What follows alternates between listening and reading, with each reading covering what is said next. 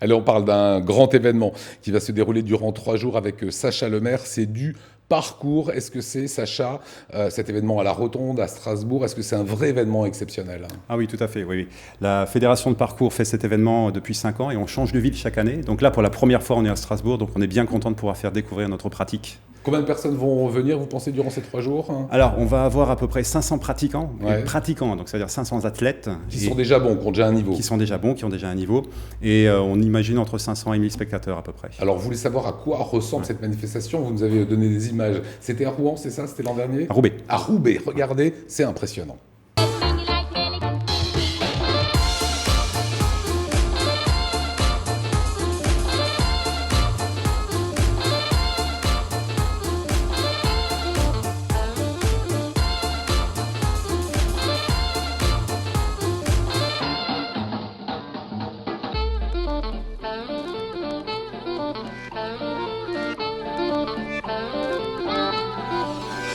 Alors voilà, là, ces garçons et filles, évidemment, qui défient les lois de l'équilibre. On va se régaler avec ces belles images. Quelle est la définition, vous, Sacha, que vous donnez du parcours?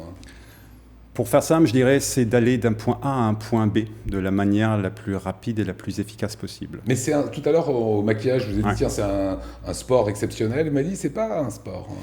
C'est beaucoup plus qu'un sport, ça ne se résume pas à ces mouvements. Il y a toute une philosophie de partage derrière, toute une philosophie d'entraide, puisque le but du parcours est de s'entraîner pour être utile par la suite, pour utiliser cette force dans des choses utiles. Utile en quoi?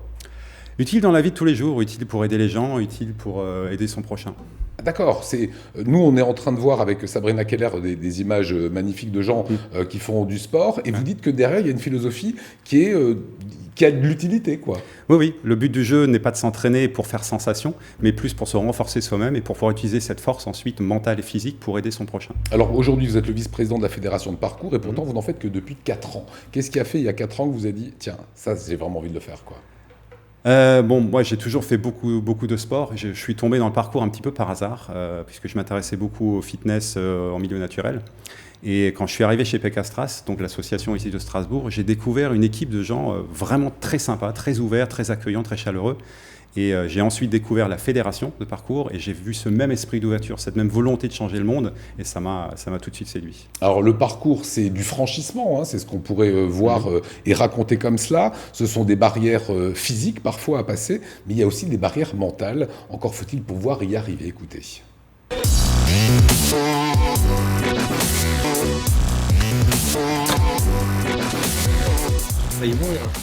Moi j'aime bien simplement dire le parcours c'est du franchissement. Chacun a sa manière de passer les obstacles. Donc c'est franchissement d'obstacles en tout milieu. Puisqu'on n'aime pas justement le côté un peu ghetto, cité, c'est un petit peu aussi en forêt, ça peut être n'importe où. Et aussi franchissement des barrières mentales et des limites physiques qu'on peut se mettre parfois quand on s'entraîne. C'est une recherche d'efficacité, quelque part pure on va dire. Éviter les mouvements parasites, chercher juste à donner ce qu'il faut quand il le faut. Donc il faut savoir se reposer aussi, mais il faut savoir faire du muscle, travailler la technicité du muscle, travailler la coordination.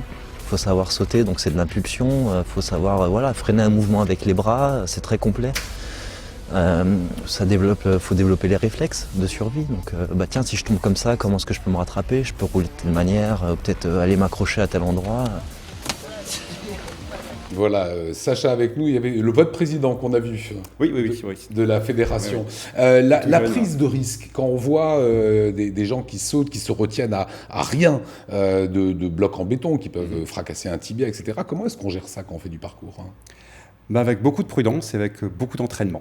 Est-ce qu'il y a un plan B quand quelque chose ne va pas? Non, il n'y a pas de plan B. Il faut savoir, quand on fait un saut, on le fait complètement, on ne le fait pas du tout. C'est pour ça que c'est très important de beaucoup s'entraîner et d'être vraiment à l'aise, on va dire tranquille dans son esprit au moment de le faire. À partir de demain et durant 3 jours, à la Rotonde, près de 500 participants, est-ce qu'on peut venir voir, hein? Oui, alors on a prévu des accès au public et notamment des initiations le samedi de 14 à 18h, le dimanche de 11 à 18h et le lundi de 11h à 16h. Si on a envie de commencer, ça sera le moment. Oui, ou juste d'essayer, de découvrir. On fait des choses très basiques pour les débutants et en général ça se passe très bien. Voilà, Sabrina, il n'y a pas de foot ce week-end, donc vous pouvez faire un peu de parcours. J'aimerais bien essayer. C'est étonnant, hein?